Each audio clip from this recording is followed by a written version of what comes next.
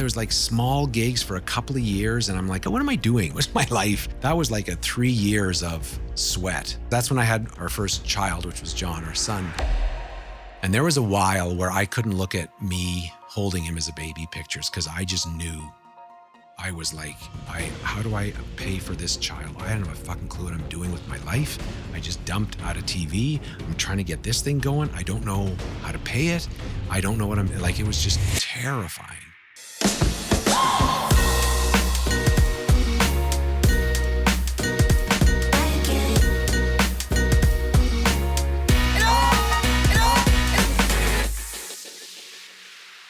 Welcome to the Calgary Sessions. This is episode number 129. I'm your host, Jeff Humphreys.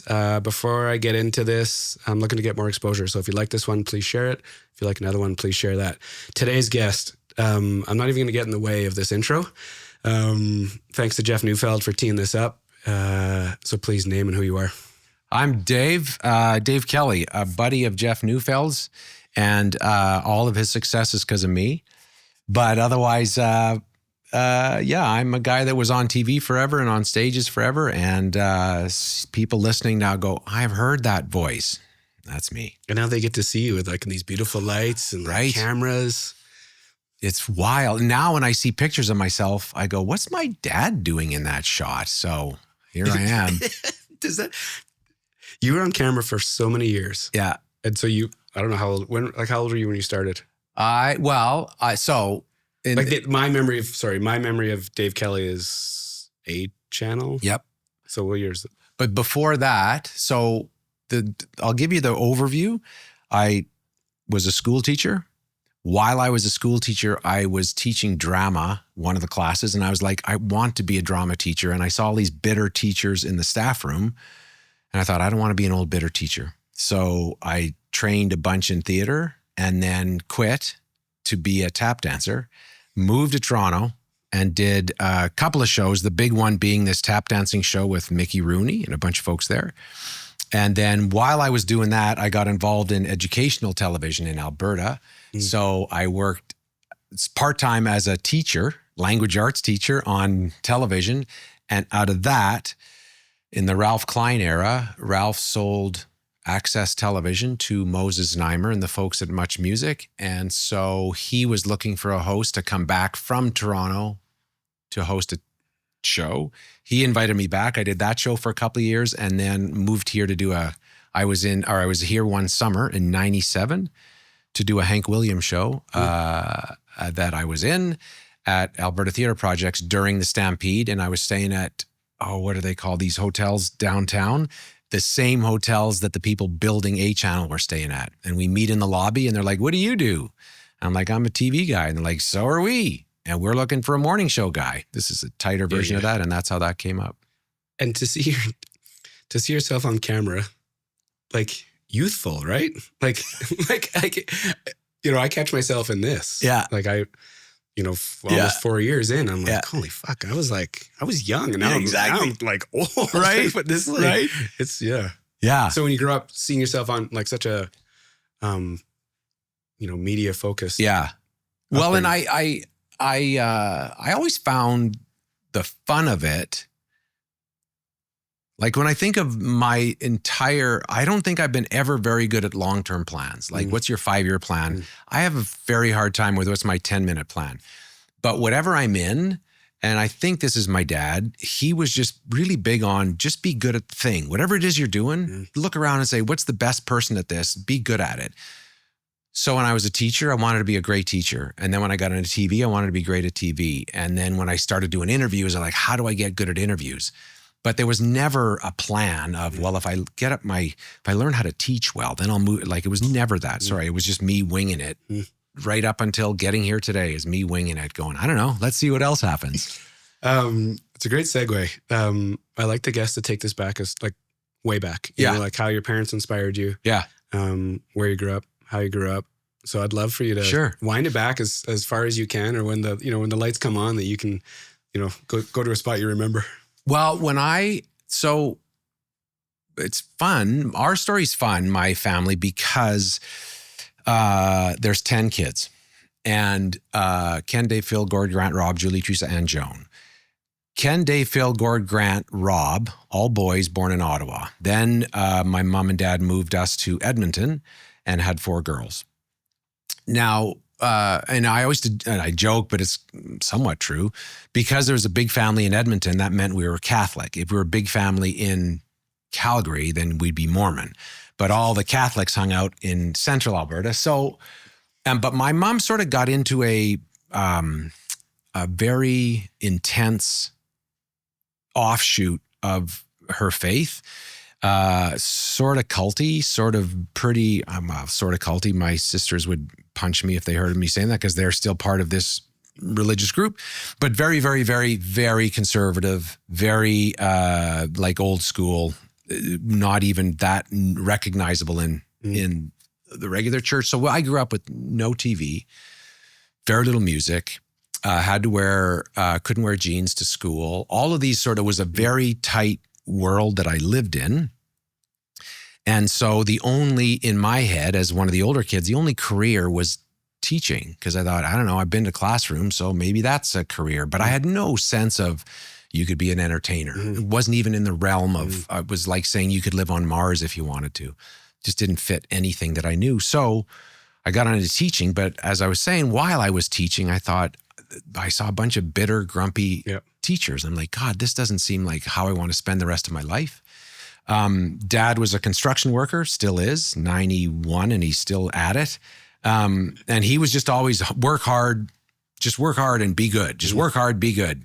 And mom was just, don't sin. That was the message there. Don't be an evildoer. Don't be one of those, right?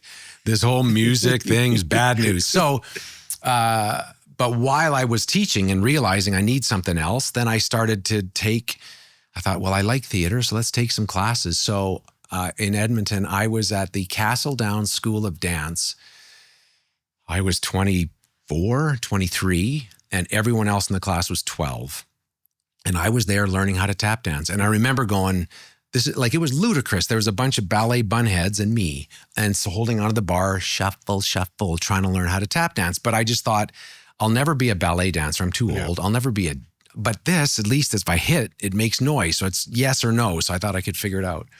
Were you, to take that step at that age, was it like, and I don't want to put words in your mouth, but as you're a youngster kind of growing up, like, I feel like taking that kind of left turn and going after that would be no go. No go.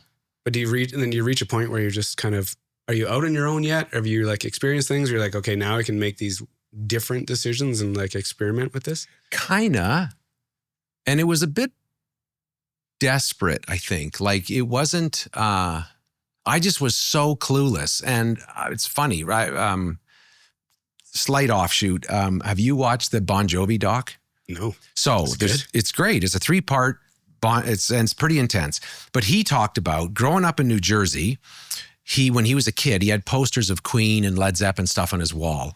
But they might as well have been Martian, right? He wanted to be a rock star. He was into music, but he was like, between me and Led Zepp, there's just no. But then when Springsteen hit, that was a guy down the street. And for that moment, he was like, wait, I could do that? And he suddenly had a path forward.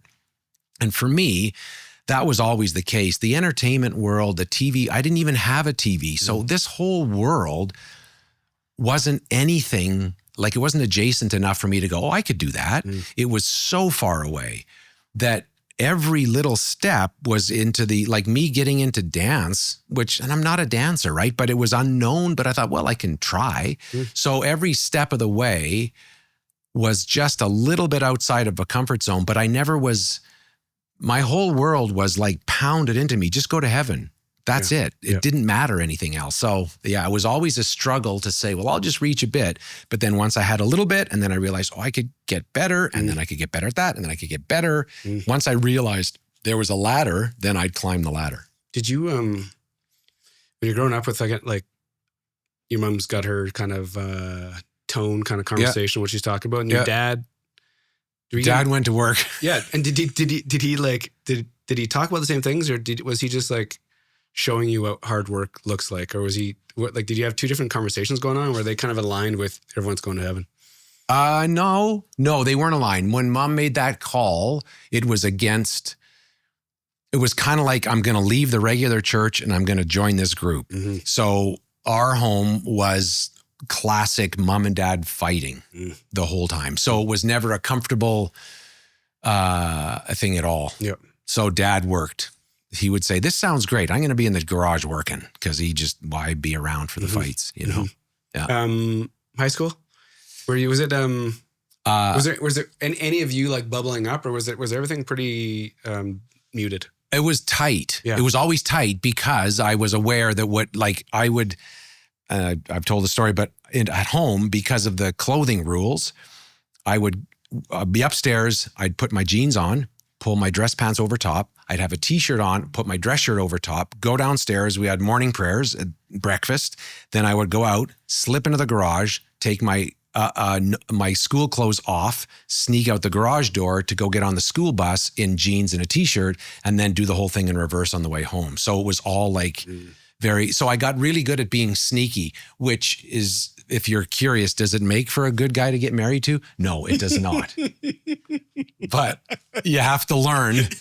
The skills that you learn to get through high school are not the same skills you need to get a good relationship. When you get to high school, was it did you have to was it just an alter version of like home version and then school version? Oh, totally. Like, because if people knew, they'd probably be. Oh, so I never told people how many kids were in the family, because they'd make fun of that. Yep. I never, we went to church every day. I didn't tell anybody that. And I used to joke on the bus, I would listen in the school bus. I would just listen to all the conversations, because nobody knew I didn't have a TV. So I would figure out when they'd talk about shows, I'd get it. I remember there was Fantasy Island. And then someone would say, Deplane. I had no idea what that meant, but I knew if I was at the cafeteria and people said, hey, anyone see Fantasy Island? I could say, oh, Deplane. No clue what I was talking about. Or I had to learn the difference between Saturday Night Fever and Saturday Night Live. Because if I screwed that up with the other kids, how would you not know the difference? But I didn't know the difference. So I had to learn through osmosis. There was always this game of nobody can know what's really going on in my life, because it was a circus at home going on. That, the ability to listen at a young age, I feel like that's that's why you're such a good interviewer.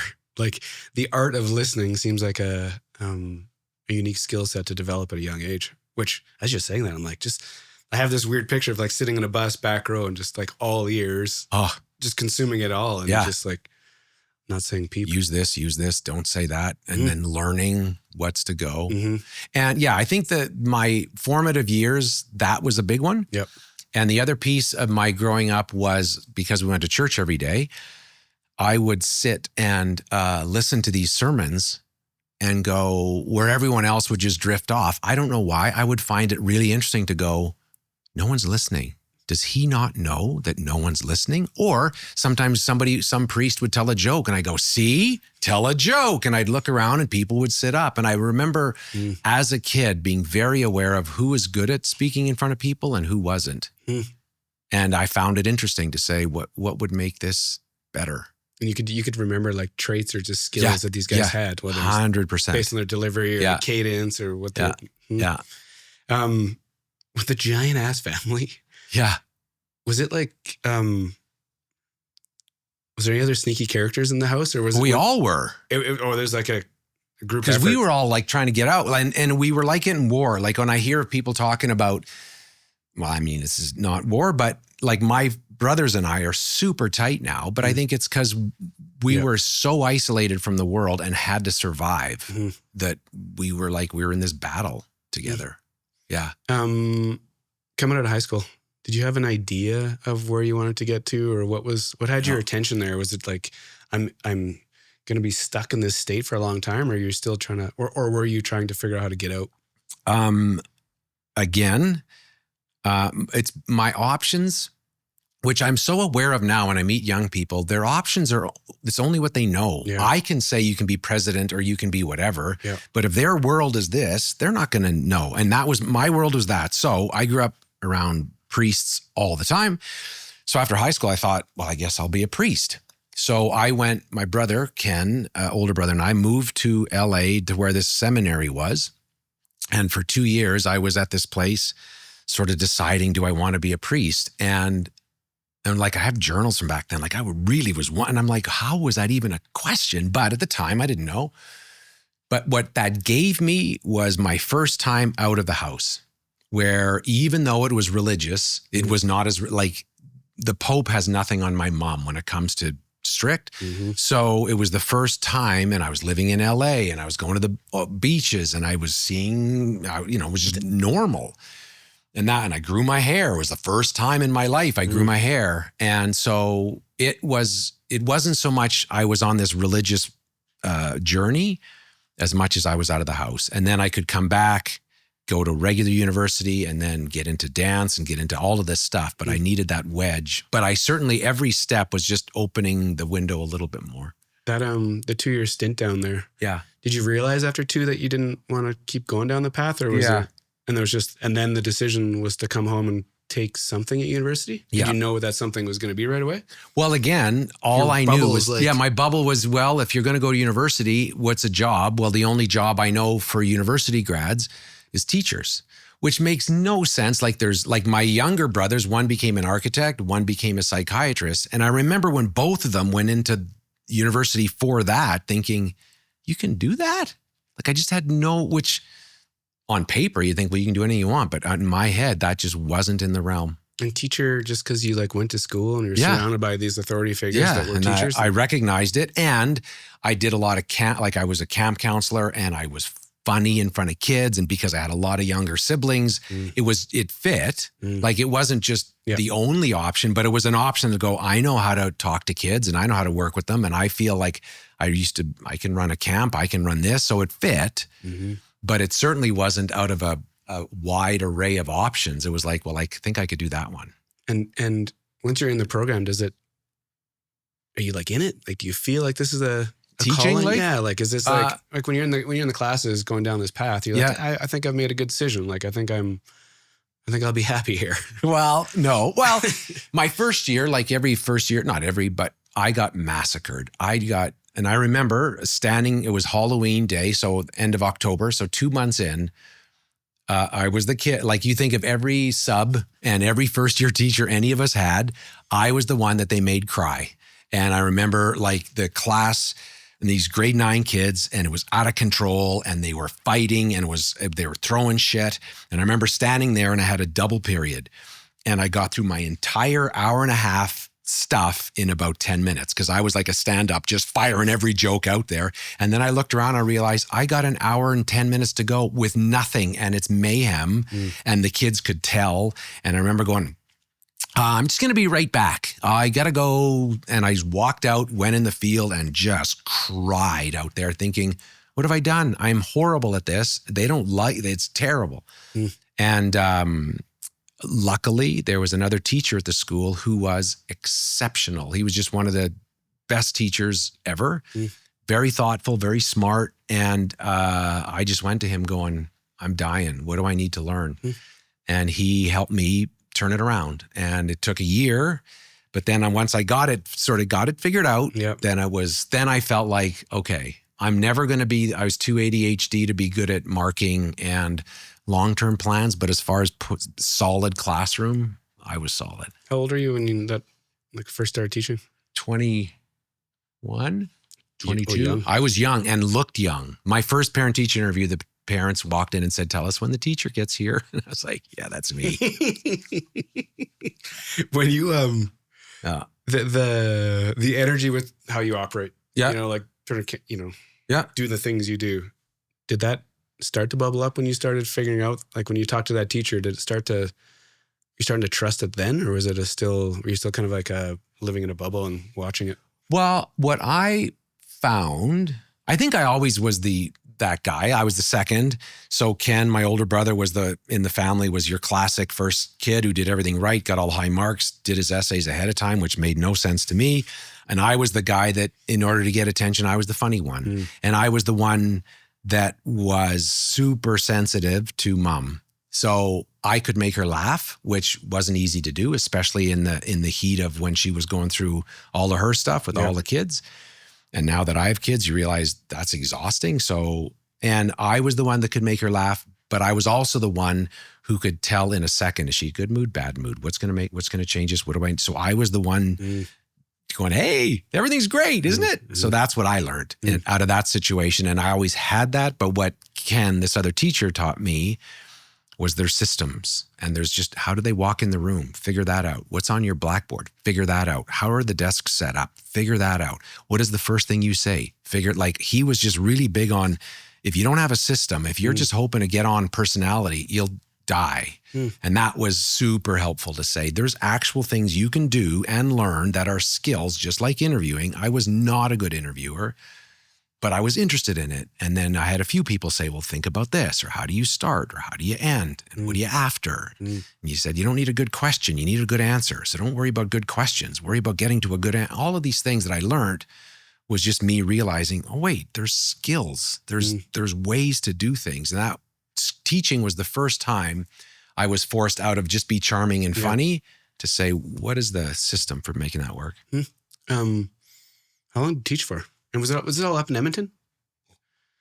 So for the first 6 years, I taught at a boys' school for all the boys that had been kicked out of all the other schools. Oh, fucking kids. Oh, God. So it was all boys, and they were either the bullies or the bullied or the quiet one no one noticed who never learned to read and just sort of snuck his way through, troubled homes, all of that shit. That's and at the time in the 80s, late 80s into the 90s, that's sort of how they thought teaching worked, is if you isolate them. Now they say, no, you need them in the room. But for then, they were like, put them all in one room. And that's who I had. And it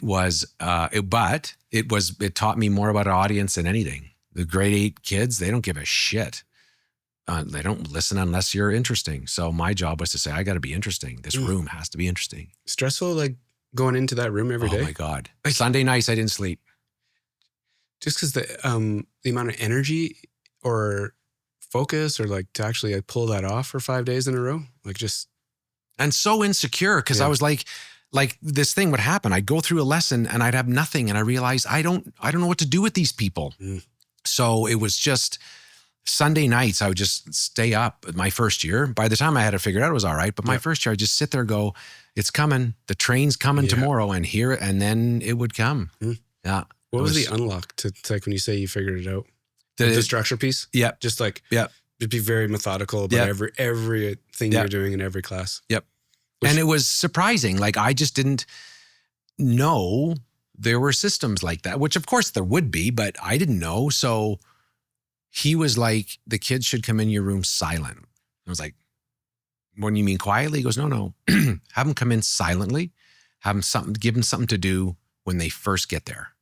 And these little things that he did. And I remember this was life-changing. And it's to this day, it's the best thing one of the best lessons I learned was I lose my pens all the time. My whole life, like Jerry Seinfeld talked about, he's actually drained pens. He drains them. I'm like, never in my life have I done that. I just lose them.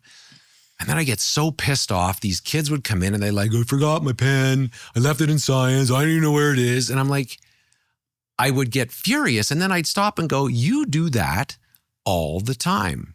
So then I got a bucket and I went to Staples and I said, I want a pile of cheap pens. And then from the rest of my career, I was like, there's always a bucket of pens. And I thought, instead of getting pissed off at them for doing stuff that I do, or thinking that if I hound them enough, they'll eventually never forget a pen. I'm an adult. I forget a pen. So why am I mad at a 12-year-old for forgetting a pen? And it was this little moment to go, why not just make it easy on you and them? So little bits, but this guy was just astounding at how he understood people. And the other thing I learned, for what it's worth, is that no kid likes to be a loser. Yep.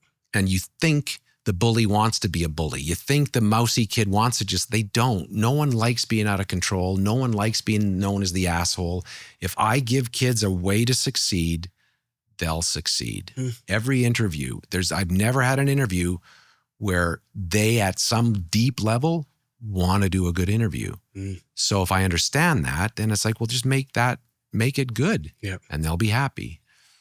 When you were done, 6 years? 8 years. 6 at this school, and then I went to regular school. So 6 years with these characters. Yep. Was it Did you have those moments when, like, did you have any quiet moments with these kids where they would just be like very thankful of the experience, or they talk about like how they're, feeling different, or they're, they're more connected to their community? Like, you must have had some really cool, amazing conversations. Yep. Two come to mind. One, I had a teacher or a note from a parent, because this Ken taught me, and I believe this, if a kid's nervous about being made fun of, that's where all the shit happens. That's where bullying starts. That's where being bullied, all of that comes from this fear of being made fun of. So I only had a few rules. I had 3. Come in quietly, put up your hand if you want to talk, and you cannot make fun of anyone for anything ever. And so I got a letter from a mom saying, my son, he was in grade 8. My son has had no friends in school up until this year because he was afraid because people made fun of him. You are the first time that he was in a class where people didn't make fun of him, and now he has friends. Come on. Right? Yeah, dude. It's just it makes it all worth it.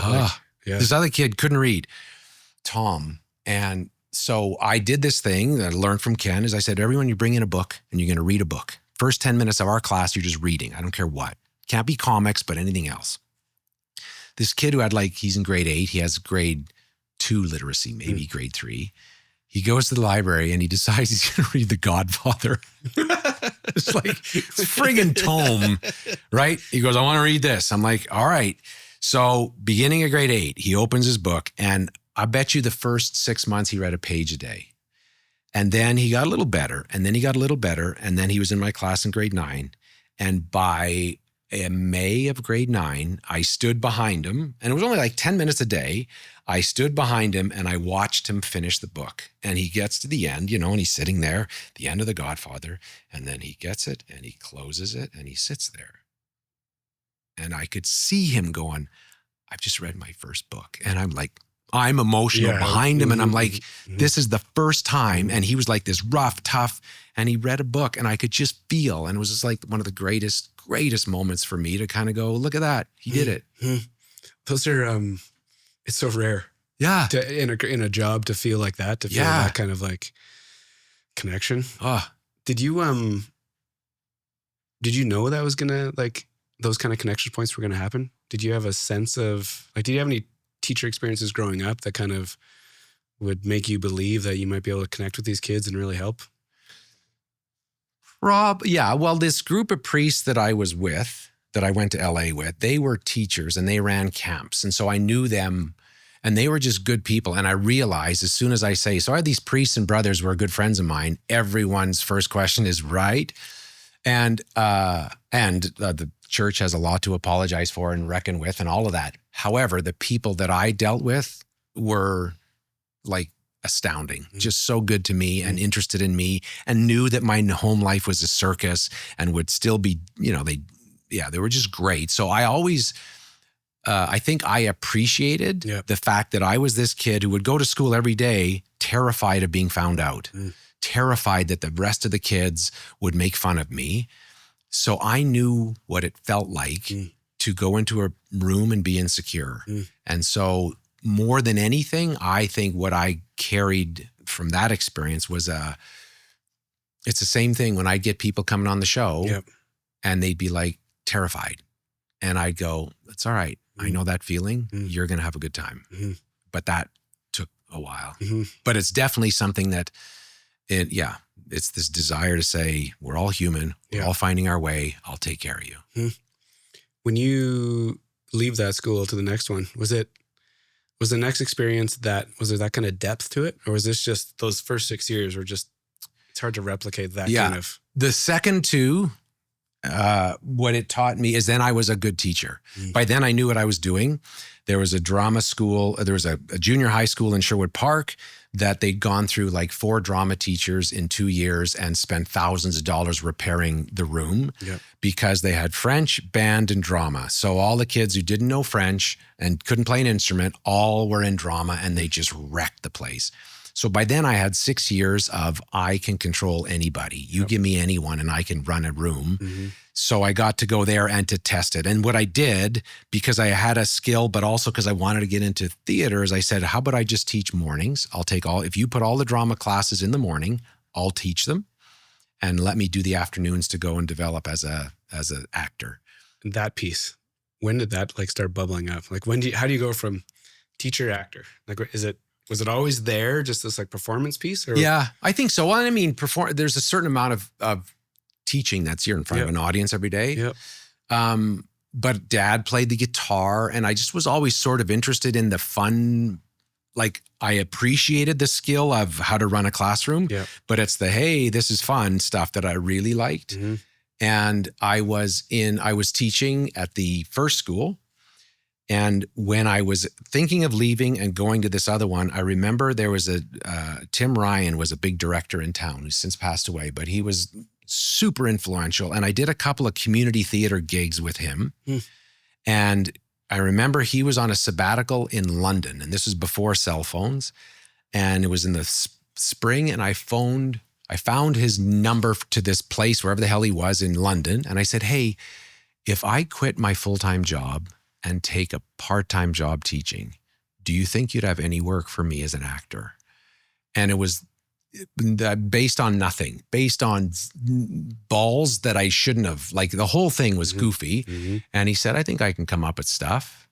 And so I took this part-time job and started with him. And that was my first step into bigger gigs. And then I got a job at the Citadel, which was a bigger theater. Then that job moved to Toronto, or that show. And so I got to go to Toronto and sort of realize the world was possible. In the theater world, like main characters on stage kind of thing? Or was it like... Yeah, a little of everything. With Tim and these smaller theater companies, then it was just 3 of us or 4 of us or 5 of us putting on shows, which was great. And then when I sort of moved up, I sort of was the chorus, 6 from the right in these bigger shows, but it got me in the bigger shows, which was exactly like Bon Jovi's going, I can see that guy in the front. I see how he got there because it was real. And that allowed me to sort of get further and further in that line, and made me realize I got to learn how to dance. I got to learn how to sing. I got to refine my ability in these instruments, but at least I could see the road. And that was the big difference, is to recognize, there's a road here. Yeah. Did you, is there a traditional path for theater? Like, is there like theater, like, are you supposed to go to school and like supposed to, you go to the school, they teach you how to dance, they teach you how to do all these things, then you get this degree and you go be a theater person? Yeah. Kind of. I mean, it's shifting a lot, like everything is. But there's like, you can get an MFA or a BFA, Bachelor of Fine Arts, and U of A had one. And a lot of people do that. I didn't. Yeah. But a lot of people did. Yeah. Yeah, and or go to these big theater schools in New York or Toronto or Vancouver or wherever. My buddy went to the neighborhood playhouse in New York. Yeah. And kind of same thing. Yeah. Kind of like tell me about these weird classes that he has to learn how to tap or learn how to like these. Yeah. Yeah. Did you ever think about going down that path, or were you just like, I'm going to learn on the job and kind of pick away at these things? Well, part of it was I was older by then, right? So by the time I sort of realized, that's an option, I was well into my 20s. And I thought, well, if I can sort of take classes and get there, I'll do that. At that time, to sort of, and what is expensive to sort of then quit and live, it just felt a little big and not guaranteed enough. How long was that run in the theater? And did you feel like when you were there, that was your thing, like your forever thing, or does your head wander when you're in things to see what else is out there? Totally, that's all it does. I mean, I'm focused here. You're good right now, Jeff. I got you for this. But man, no. But see, then what's going to happen is for the next week, I'm going to go, why didn't I say this? What I should have, and then I'll be. But no, I was. Like it's were you good at it? Once you got on stage? I was good at. I think I was better at TV. Like every step of the way. When I was a teacher, I learned how to be a good teacher, but I wasn't the one who lived for teaching. Yep. Then I got into theater, and I realized that there were people who were just great. Yep. And like, I'd be in a show and the singer or somebody would sing, and I go, well, that's what real singers sound like. And you just realize how good singers are. And so when I was doing the shows in Toronto, I was definitely part of the chorus or part of the bigger group. Yep. But I could outwork everybody, and I did, but I could just look at it and go, I don't know that I've got a future on Broadway. I just didn't know. But with TV, where it's like I have one person and I make them comfortable and I make them laugh and I find some stuff out and I put on, like, make it showy, that it's like every step I kind of got closer to what I think I'm good at. Yeah.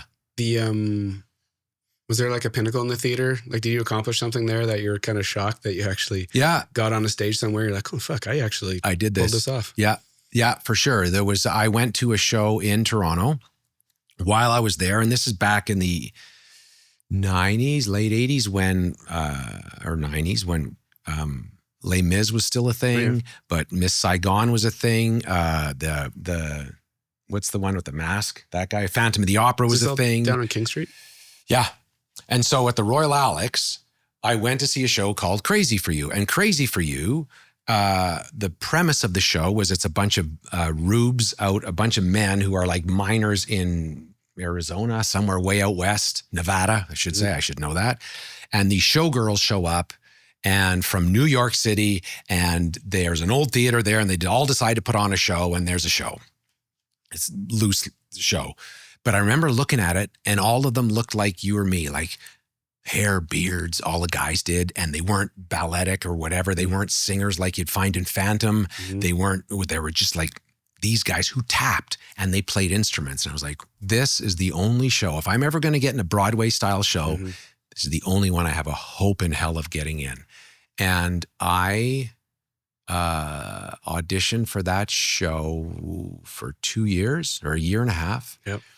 And every audition, they'd say to me, your tap's getting there, but can you play the guitar? I'm like, do I play the guitar? It's all I do is play the guitar. And then they were like, do you play the stand-up bass? I'm like, of course I play the stand-up bass. Raced home, rented a stand-up bass, took lessons because I had no idea.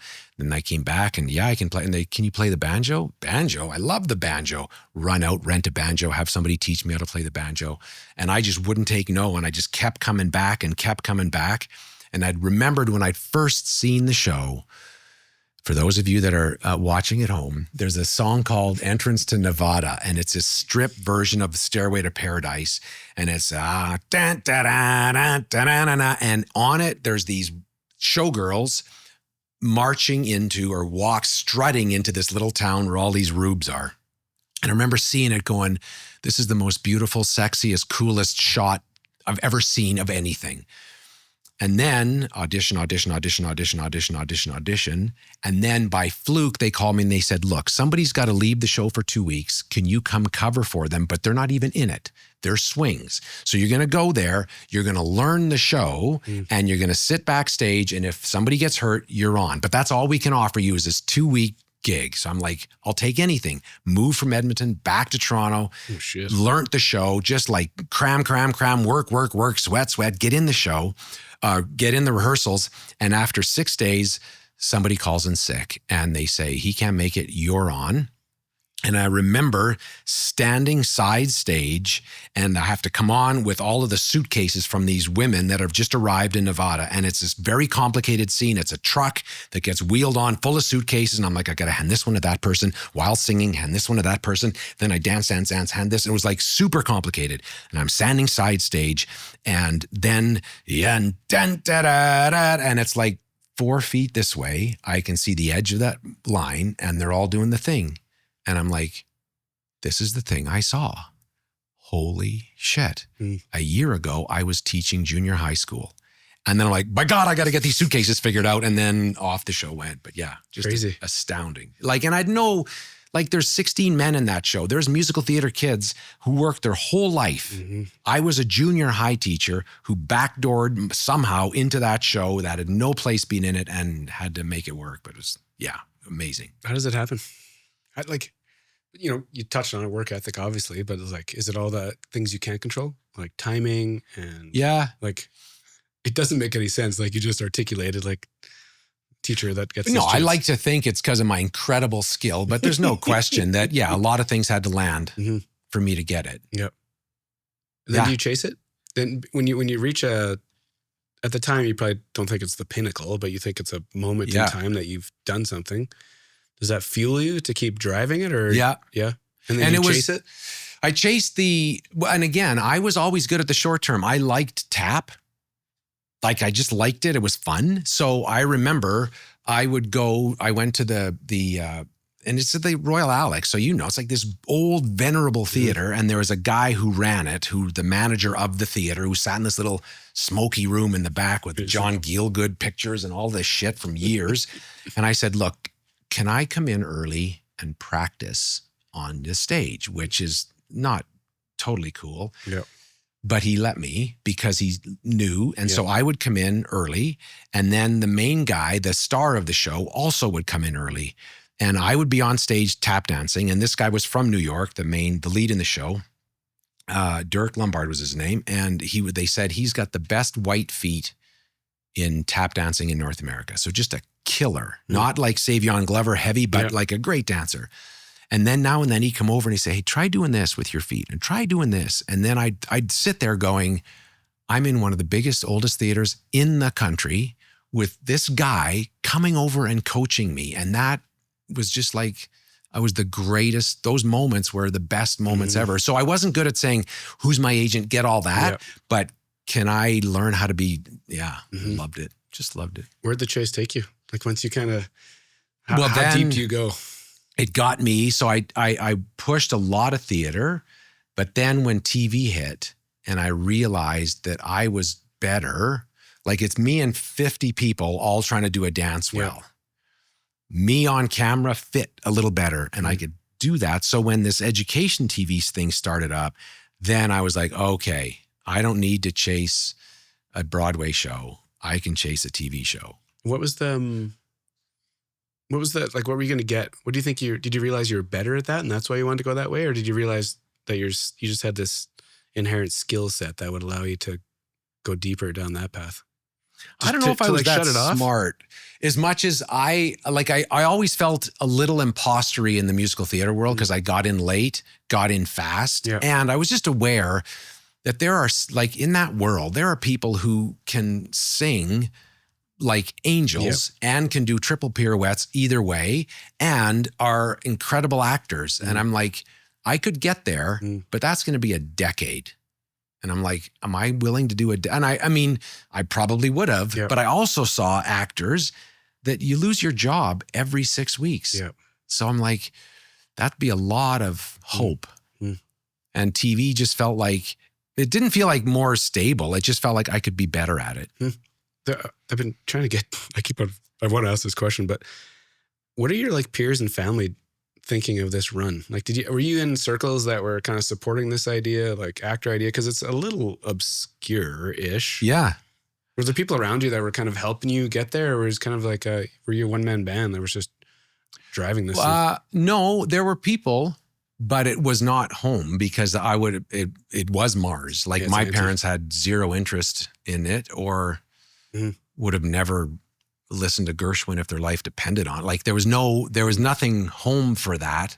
But when I sort of got into it, you start taking classes and you join groups and that world. But yeah, certainly not the home situation. It's an educational TV show. God.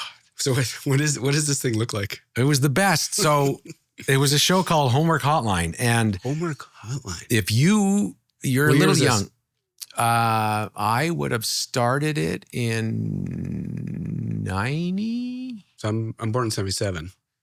So 90, I was like grade 9. Yeah. So it was a show on Tuesdays, maybe Wednesdays, Tuesdays, Thursdays, but you started it? You were the original? No. So the Alberta Teachers Association had this, it was the most ridiculous show ever. And it exists. Like unfortunately, all of these things happened before video was easy to save, but it was a phone. It looked like a Jerry Lewis telethon. There's a bank of phones and you are a kid. You could phone in and call in with your language arts, math or science problems, and it would go to the bank and someone would answer, I like talk science, or there was different numbers, and then you would help them with their homework. And then if it was a visual kind of question, you would go to a whiteboard and you would do it live with the kid and so the show was watching teachers help kids with their homework. Why would anyone watch it? But it was huge. Well, huge. This was back before internet. So, and so, yeah, it was just this but what it was amazing for me is it was a completely low stakes. It was like teaching language arts to 8 viewers. It got me used to cameras. It got me used to microphones, used to planning how to talk, looking at a camera, like everything I learned. I had my going to school in TV while getting paid. But then, so that was the original. And then when Moses and when Klein sold it all and Moses and the crew bought it, then they wanted to sexy it up and make it interesting and make it feel like Much Music. And then now I was in Toronto and they brought me back to help with that. So I bet your friends would remember it. Blythe, my wife, you said, I used to watch you. Embarrassing. Yeah. Were you the main host kind of? No, they rotated. There was a bunch of us. So we all did. And then they're like, does anyone have any acting or whatever? And so I came up with this nerd character and it was terrible, but it was like Ernie the nerd who would do these little 60-second promos of how to understand the difference between homonyms and antonyms or whatever, all these dupe bits that I would invent. They were just dumb, but worked. Is there any of this on digital? Like, no, because there's nothing digital in the digital world. There are photos, but I have yet to find. It would be hilarious and embarrassing to find because it was brutal. Yeah. So that was the road. What a road, huh? Like it just does none of it. Yeah. None of it. Like obviously it's not a planned out. Yeah. Do this, get that. Do this, get that. How do you like the opposite of say like a Jeff Neufeld, right? You just get the feeling, well, here I am. And now, that's interesting. I'll hire this person to get me here to do this, to go like there, move here. And then meanwhile, there's me like, bah! But it's also, which interests some people like Jeff, like they're on this program. Yeah. And then the program stops and there's this like dead zone of like, okay, now what? Yeah. And then the structure shows up again down the road. Seems like they understand structure at a young age and then they just get lost from it and then find it. Do you, so after this show, these guys sell it and buy it. Where do you go? So then they revamped it to have 2 shows. One was called L&J News, Learning and Jobs News, which was essentially sort of a news show. And then this homework hotline, they're like, what do we do with this show? So they changed it to Help TV.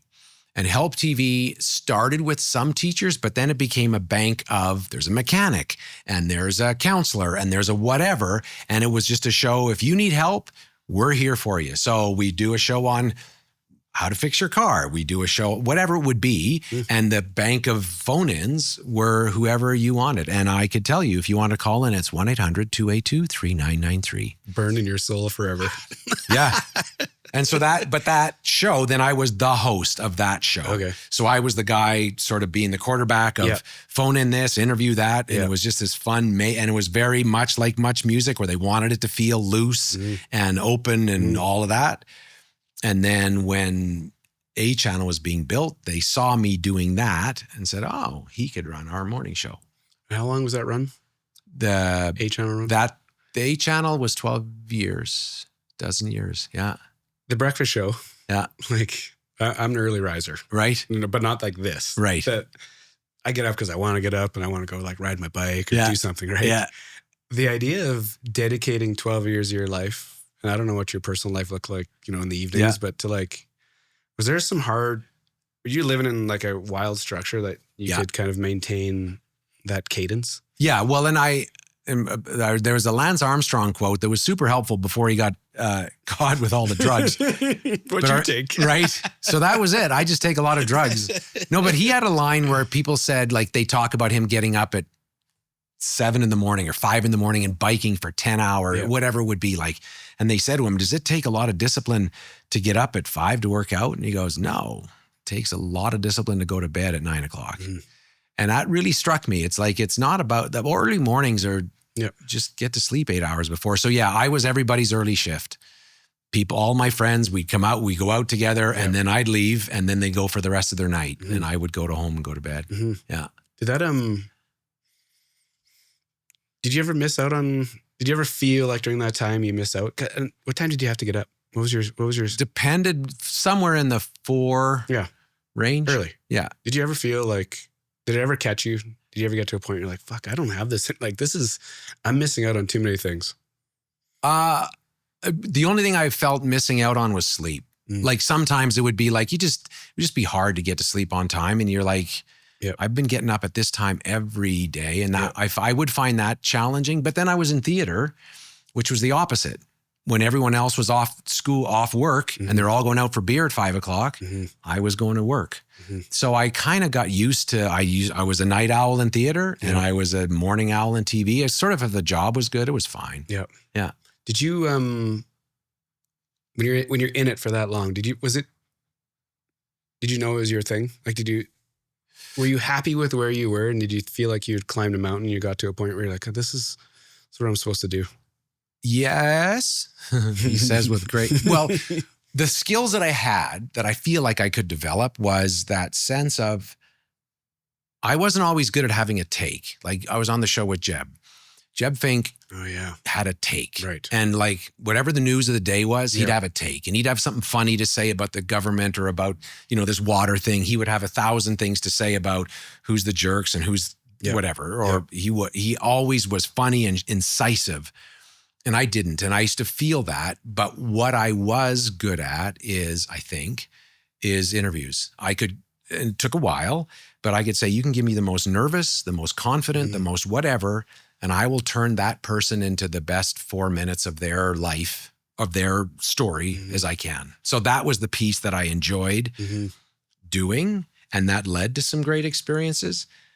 But in the same way that when I was in musical theater, where I was aware, like, there's people that live for this, and I don't know that that's me. Yeah. When I got into the morning show, where there was like serious reporters who spent their life digging, and I'm like, I just like having this person beside me have a good time. Yeah. That when you agreed to come on the show, I was like, this is going to be a cool experience for me, just to like sit across from a professional interviewer, like a true professional. How'd you figure out you had it?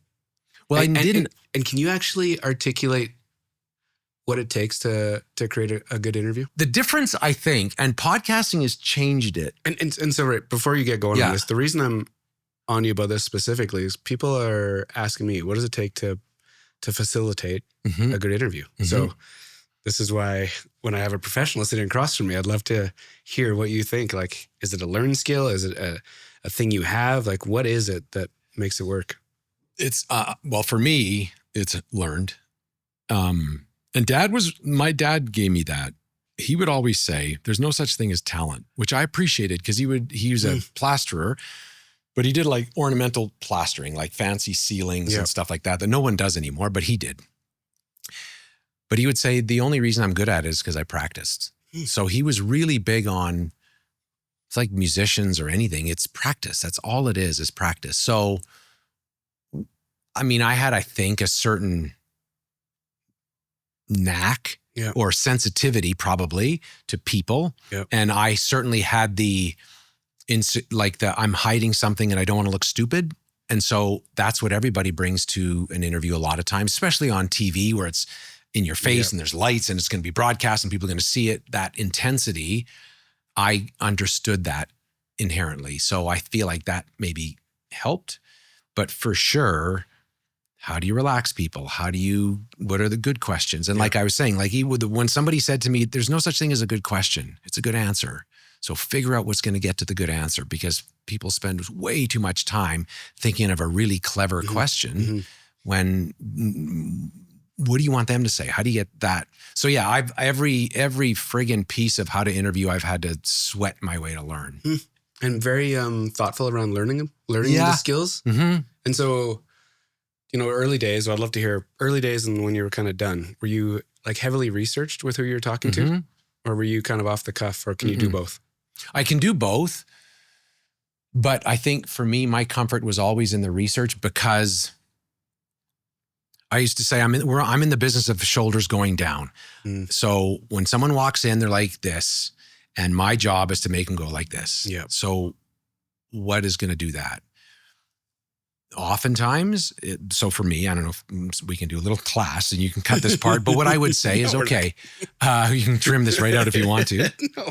But I would say, okay, authors, we'd often get authors on the show and they'd be doing a tour. And I'd have this little competitive part of me that's like, at the end of this interview, I know they've done every breakfast show across the country. I want them to say this is the best one. Yep.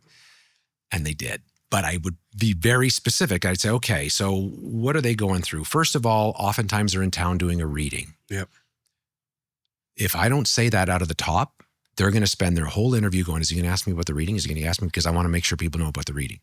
So whatever the thing is, I'd ask myself, what's the thing they want out? If it's an album, if they're putting out an album, their CD's coming out and they're having a CD release party, I would make sure that I say all the things that they're going to be thinking about, I'm going to get that out of the way right out of the gate. So I'd make sure all of that was out. I'd say, hey, we're here with Fred who's doing this and this is a thing. And tonight you can go see him. Fred, let's talk about your book or whatever. The other thing I recognized is the most, especially in that game, most people didn't have time to read the book or listen to the album or do any research because they're doing a pile of them every day. So I thought, I'm going to be the one that's read the book. So when somebody come in, if it was an author or a musician, but if it was an author, I'd say, in the third chapter, when you talked about the thing, and this would be before we're on camera, and then I could see them going, oh my God, I'm with someone who actually read the book. They're not just going to read the 8 questions the publicist told them to ask. And then they got my book reading out of the way. So the whole thing was an exercise in, making them relaxed. And then, so that was part one, was how do I get them, what are they freaking out about and how do I unfreak them? Yep. And then it's, what are the answers that are going to be the most compelling to the audience? Kind of 2 parts that I would work through. The body language piece, like when the shoulders drop. Yeah. Did you watch for it? Yeah. Could you actually Well, there'd be a thing. And we did the skip ahead. So when I got hired to do Ellen's interview here in Calgary at the Dome. What year was that? Just before COVID. So whatever 18, that. 17, Yeah, 18? somewhere in there. Yeah. So. I forgot you did that. Well, and that was the same thing is because her people, like it was going to be at the Dome, 15,000 people listening. And her people were like, the backstory to that, which was moderately interesting, is she was like, I don't, because they had, remember Oprah came, all these other people came, but they came with a keynote and then they had Q&A for 5 minutes after. She's like, I don't want to do a keynote. I'm busy. So if you can come up with a show, I'll come and sit down, but I'm not doing any prep. So then the producers said to me, well, they had a bunch of people audition for that. They sent a bunch of tapes down and I had DKL, which of all the other people who sent tapes, all the Canadian, like everybody from Toronto. Everybody wanted everybody wanted to do it, but they all had TV interviews. I was the one that had DKL, which was this is in front of an audience and it's fun and all the rest of it. So they said, let's go with him. But then they said, you do the hour. I don't know, so they let me build the hour. So then with Rob and I were like, how soon are her shoulders going to drop? And it's all the things that I'd spent my whole life learning was how long into this interview before she goes, he knows what he's doing. How far into it was it? It was about 8 minutes. So funny. Listen, I'm an amateur to what you've done. Yeah. I have so many experiences in this environment. Yeah. It's like 15 minutes, 15 minutes. Yeah. And whatever, they get to a point where they're just saying something very authentic that they're not overthinking and like, how do I say this properly? Yeah. They just say the thing and then everything goes from there. Yeah. It's like this very, I haven't watched for it, but now I'm going to watch to see if it does come down. Yeah. And it's even like suddenly they're leaning in or they're laughing or they're sitting back or all of that. And for her, it was that exact, because she's like, I'm coming, and she'd never done this stuff before, and she doesn't know me. And it's this whole room of Canadians who she's like, she had no clue. And so then that went, and it was fun. And then I got her, and then it all worked. And then she sent me a note that said, let's tour. And that led to me going across the country with her and into the States. It was this whole world. Yeah. Oh, I definitely didn't know that. Yeah. That experience, did you know you had it? Like the DKL. So just quickly talk about that. Cause it's, so when the show when I wasn't on the show anymore and I got into business with my brother and we were doing a video production. So this was, 10 years ago or so, a little Yeah. more. In that, we were like, I like doing shows. And I'd written a few one-man shows and I'd done those. And we're like, well, let's try putting on a talk show. And Jimmy Button, friend of mine, as many knew him, he and I had always talked about we were going to do a show in a brewery. And he was going to be the guy drinking beer and saying dumb shit. And I was going to interview people.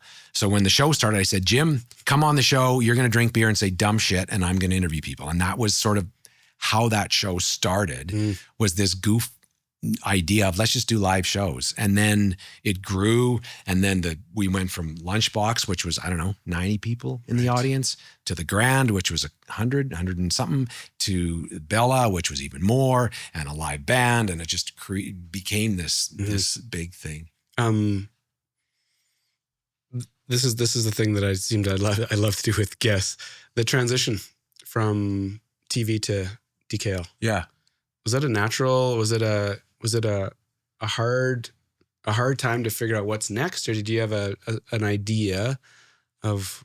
It was brutal. Yeah. Yeah, it was. Well, and I got into business without ever running a business and not knowing how to. There's just that, like every entrepreneur talks about, is like, I don't know what I'm doing. And do we hire people? Then suddenly we got to come up with enough money to pay other people. And it's just that whole world was very new. And I couldn't just say, just give me a mic, give me the stage, and I can handle the rest. So in a way, DKL was a bit of me going, can I just do the one thing I know how to do as part of all this? Yeah. Yeah. Did it take you a while to figure it out? Like to do these live events, like the live show? Yeah. And there's like the gray zone between TV done, DKL fires up. Like it was definitely a great, and I knew enough.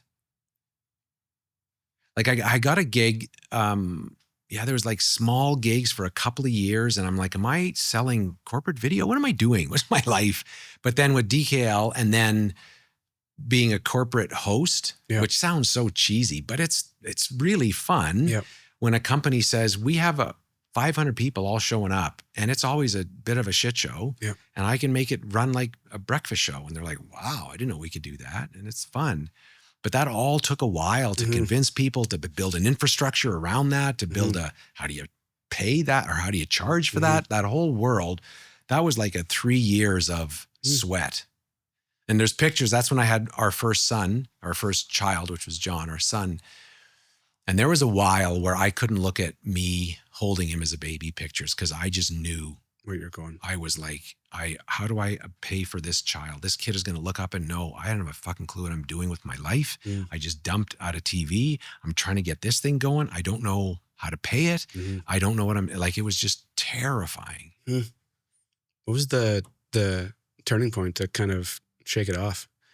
This interview right here. I'm sort of hoping this is the one. So no pressure, Jeff, but if this... How old's that kid? If this what's he wearing doesn't right now? turn my life around, you... and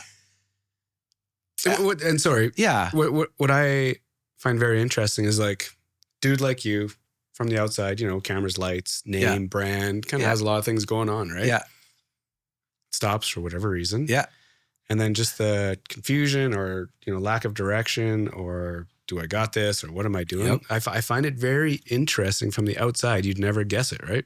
Yeah. Like as we see people that accomplish certain things, like, oh, fuck, they got this figured out. And, the 3-year gap is like, nobody really sees that or talks about that. I remember somebody saying, who won Best Supporting Actor 4 years ago? And I'm like, I don't know. And they go, I know. No one does. They just keep slogging. And it's like, people think you're going to make it. Yeah. But there's no making it. You get to a point, then it goes here, and then you get to another point, then it goes here. And there's no, especially in this line of work, there's no, you've arrived. I mean, there's the Tom Cruises, and there's about 5 of them. But for everyone else, you're just swinging a bat and hoping to hit something. And that's what I think from the outside, like not the public spotlight. You don't think about that, right? No. They're just there, and then they stay up there and they do their thing, and then somebody catches them on video doing something and they're X'd. Like it's just exactly. That's kind of the tour of duty. 100%. Yeah. When you figured it out, was it like aha, or was it just like, I need to take a step and try something and we'll just see where it goes? I think figuring it out for me, I'd probably compare it to my dad, since he's the one I should. was once I said, this is the lane, like I need to learn the business side of everything. I need to learn marketing. I need to learn all this other stuff. But the lane for me is give me another chair, give me a person, give me an audience. Good. I know how to do this. So then even in the corporate world, so people have conferences and they bring me in and there's like, they have a stage and they're like, we got a day of stuff. And I say, give that to me. I'll make that work. And that's like in that lane, I feel like that's what I can do. And he's, you know, I even with the Ellen stuff, I felt especially once I had one or two under my belt, once we got to Miami, I felt like other people can do versions of this show, but what I do, there's no one else that can do this. And if they want something else, they can find other people to do it. But this, I can do this, and no one else can do that. How many shows were on that tour?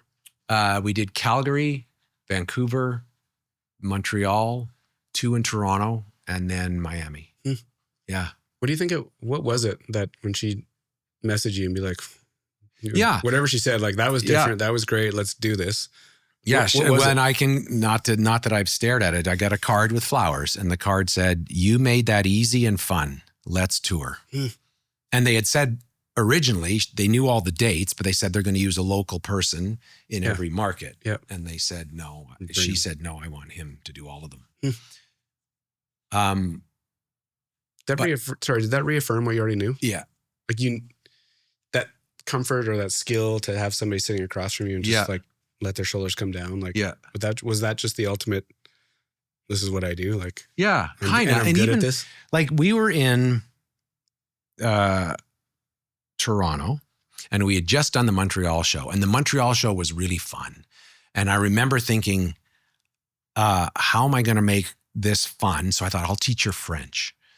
And so I know a little bit of French. So I just said, look, everyone here tonight wants to say they had a chat with you. So they're all going to say, ça va? And then you're going to say, oui. And that'll mean they all had a conversation with you. They all can go home. And like the audience is loud. There's like thousands, right? They're laughing and she's sort of laughing. So then I say, all right, everybody, you're all going to say ça va. Ready? 1, 2, 3. So there's 16,000 people go, ça va? And then she grabs her mic and goes, oui, oui, oui, oui. Hilarious and funny, but it worked. So then we're in Toronto and between shows, and I'm sitting in the, I don't know, wherever the Leafs change or one of the dressing rooms, it's just me. And I'm sitting in there I think I might have like in my pants and even have a shirt on. And I'm like, and I get a knock on the door and it goes, oh, Ellen wants to see you.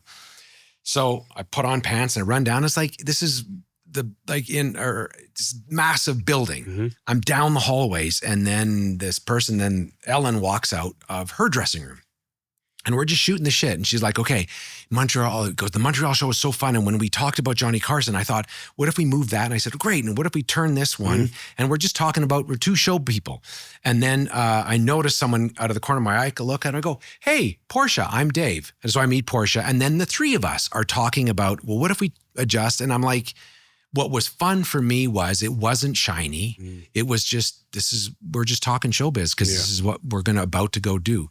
So it was this very, it was a very gratifying feeling to go, she's not saying I got a loose cannon here and I got to square him up. I'm not saying I got this crazy person. It's just 2 people saying, how are we going to make the show good? And let's do that. So it was, that was a moment of like, okay, that's kind of fun. Understatement. Yeah.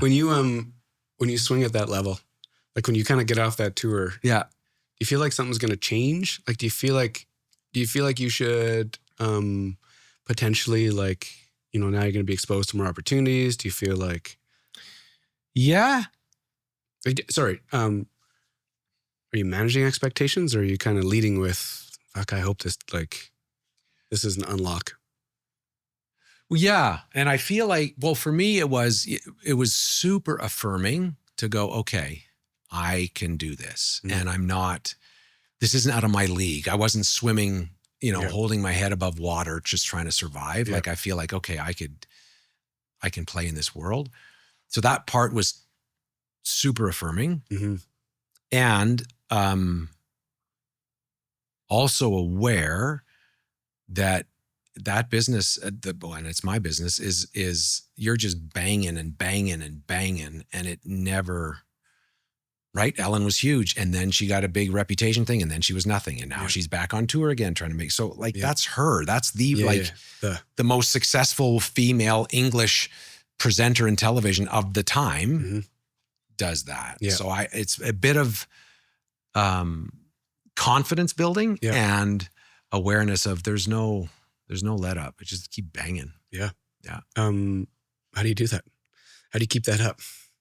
Well, do you need good people around you? Do you need like just this internal drive, or what is it that allows you to keep going down that path? Well, part of it, I think, I don't know, Jeff, but I think part of it is stop asking fucking questions. What is this? A fucking interview? Jesus. I'm the asshole on the other side usually. I think part of it, well, it's funny, right? Because this world is very personal. It's a bit like when I interview entrepreneurs, in a way, you kind of want to say, so what's your income every year? Because that's kind of what you're doing it for, right? Yeah. So you sort of want that. Yeah. In my business, it's how shiny are you? Yeah. And are you shiny enough?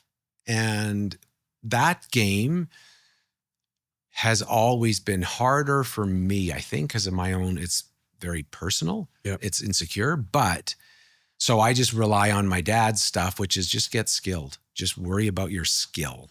And then, I mean, Steve Martin has this line about be so good they can't ignore you, which I always liked it because he was like, if you're good, who cares who your agent is or what your Twitter handle is? Or it's like, if you're good, people will find you because they're always looking for good.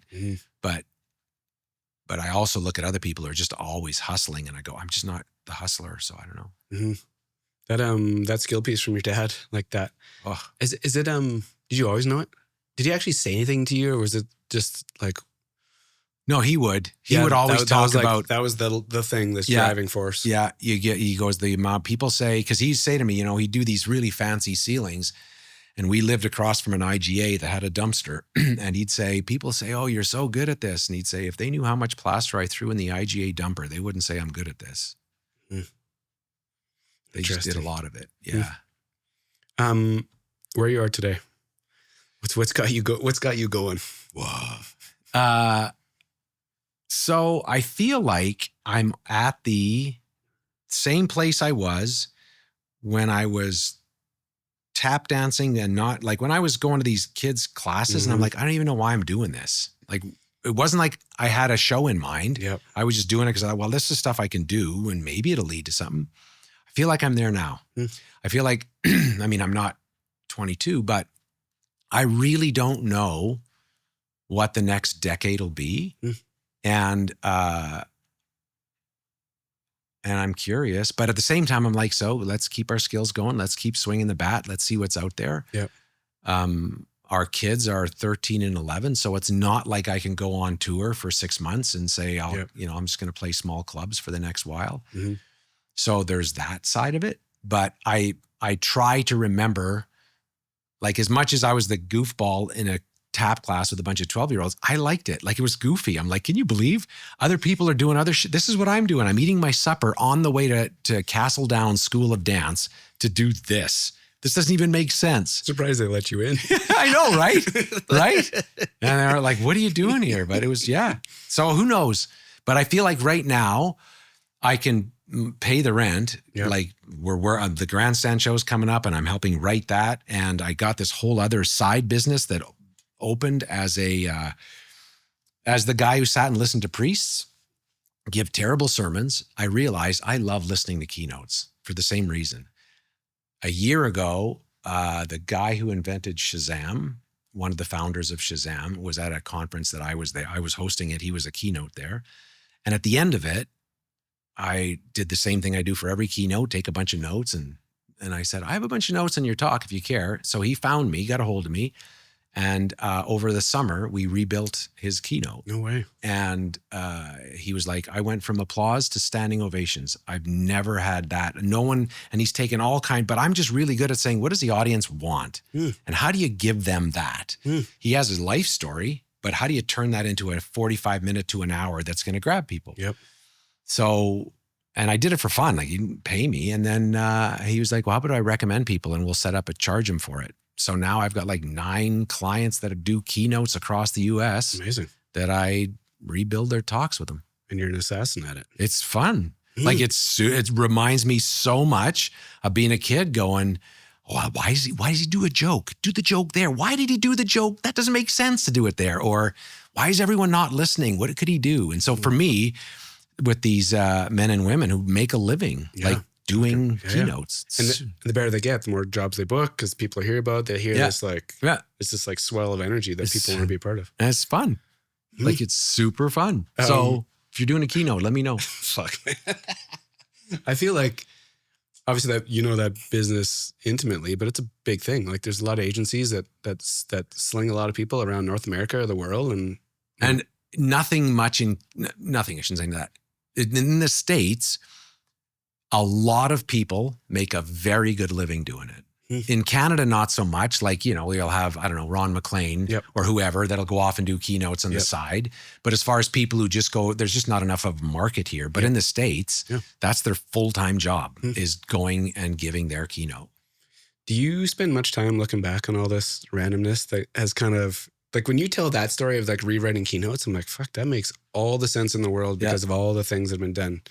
Do you ever go back and like connect all these dots and be like, okay, this makes a lot of sense? When I'm sitting here with you, it's like, but at the time, sorry. Those 3 years where you're like, fuck, I don't like, this is gray time. Yeah. I find it so strange that we can't connect those dots. Because for me, I was at a point where I was like, fuck, I don't know what I'm going to do next. I think I was a DJ till I was like 22. My friends are getting married, buying houses. I'm just like Friday, Saturday night dude. I'm a lost soul for a lot of years. Then all of a sudden I'm like, maybe I should be a realtor. So you kind of either don't spend the time to be reflective and look back at all these like soft skills. And you're just like, fuck it. This thing looks like I know how much these guys make. I'm going to take a left turn and go that way. Why don't we look back? Or maybe we do look back. We just can't really make these hard markers, maybe. Like, how did you, when you had that time, my question was always, because I remember talking to Suzanne Fox, and when I left the show, she's like, why don't you just take 3 months and travel the world? Who cares? And I was so angst-ridden and stressed about the next thing that I'm like, as if I could sit on a beach and do nothing. But looking back, can you imagine? Why wouldn't I have done that? Where you are right now, and those 3 months would have meant nothing. Yeah, what exactly? And so I look at myself now and I think, what if you just didn't care? What if you'd, instead of waking up going, okay, what's the next thing? What if you just said, the next thing has always showed up. Yeah. You've always found a way. You've never starved. What if you just say, the next thing will be fun? Let these keynote coaching things go. Just do those, set that up, host things. Who knows? But it's like, I got to wake up every day and go, I don't know. Why is that? I don't know. You think it's dependence? Like if you're a single dude, no family, would it be less intense, or just because of how we're all wired for this continual push forward that there's no way that... I used to think it was about, now that I have kids and whatever, I don't know. I think that's... I mean, if suddenly the bank was calling and saying we're pulling our loans starting Tuesday, well, sure, that would swing things. But as long as you sort of keep it sort of floating, I don't know. I think I've always just been filled with, like, every job I've sat in them and went, I shouldn't be here. I'm not an actual teacher like those people, or I'm not a real actor like those people, or I'm not a real reporter like those people, or I'm not a real interviewer. Like that's my whole life has been that, which makes me nuts or completely normal. I think what's interesting is, from the outside, people that know you and know people that are like accomplish certain things, they might think like it's all just like bang, bang, bang. It's all very rhythmic and calculated. But then when they get to, we're all wired closer than we think. I do think that that we're all human, obviously, but remember somebody saying everybody is 3 questions away from crying. And when I realized that, and everyone Ellen didn't know what she was doing, right? None of us do. Mm-hmm. So when you think when all of the shit went down with her, she's a shitty boss, whatever all that was, which was after our stuff, do you think she didn't wake up in the middle of the night going, what the fuck am I doing with my life? Where am I going? What is this going on? Is everything crumbling? Who cares? Who loves me? Who's my, like all of that. Yep. That's all of us. Yep. That's all of us. I agree. So, Thanks. okay. So then when I was 9, thanks for doing this. oh my God. Just like, I don't know. I hope you have something you can dude, show. the best thing about this show is there's no edits. Right. It's literally like Let her run. start, stop, Yeah. intro, outro, out the door. Dave takes a pee in the middle. Yep. TV timeout. Right. I end the show with one question. When I say Calgary, where's your head go?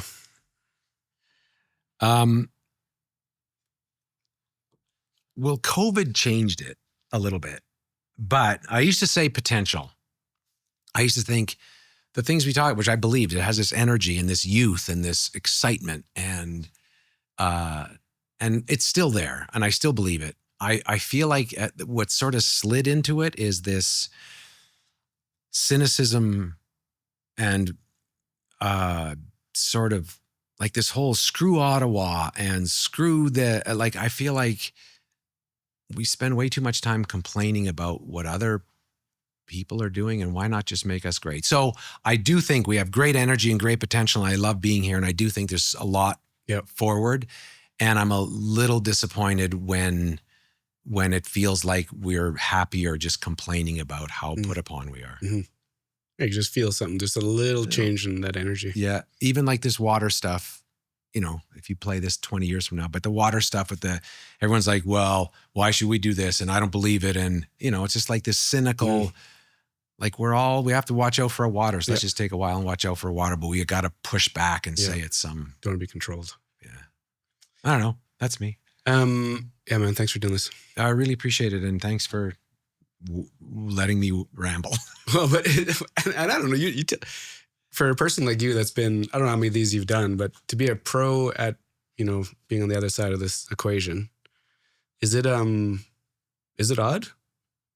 It used to be. I'm kind of better at it. Yeah. But it's funny. I remember reading Tom Hanks saying he was at one of those where they just interview for a movie thing, right? A junket. And so he sits down and the guy says, hey, I just want to say thanks. And he goes, well, look, your job is to try to come up with a question I haven't heard before. My job is to make you think you did. And I was like, isn't that great? Yeah. But it's kind of good, right? Because you realize we're all playing the game. Yeah. And it's not that that's what I felt here, but I like it's sort of the world. Mm-hmm. Makes sense. And podcasting is changing. Like, cut this is fine, but like I feel like when I was coming up and doing interviews, it was about like, and I had 4 minutes. Yep. It was about how can you relax them fast? Yep. How can you get right to the stuff? How do you understand that person, get it to do what they want to do and get it over? Mm-hmm. What podcasting has shifted for a lot of people is a lot of podcasters didn't start as interviewers. They started as people or curious. So I think it's made interviewing way better as long as you have a long slot, because then you can just be curious and you're not trying to, well, we got to get to this thing and the viewers want to get to that and we got to have this and then we have to end here. You can just sort of see where it goes. Yeah, meander. Yeah. Yeah, which is, you get to be just curious. Yeah. And nobody says, yeah, but he's not a professional interviewer. That's not even the expectation. The expectation is you lay the groundwork. Yeah. You have a certain empathy and you say, let's see where we go. Exactly. Yeah. That's exactly it. Thanks for doing this. Pleasure. Appreciate your time. Not at all. Thank you.